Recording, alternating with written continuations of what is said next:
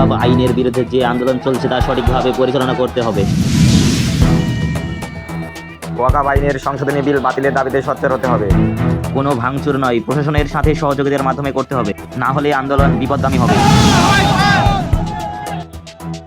অনেকে প্ররোচনা দেওয়ার চেষ্টা করবে, কিন্তু প্ররোচনায় পা দিলে হবে না। দেশের আইন মেনে আন্দোলন করতে হবে।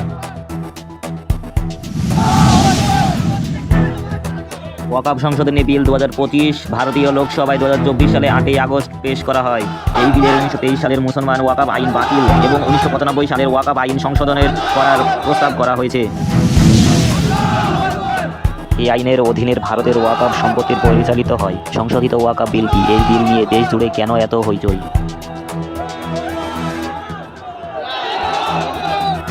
বিলটি এর আগে লোকসভায় 288 থেকে 232 ভোটে পাশ হয়েছিল।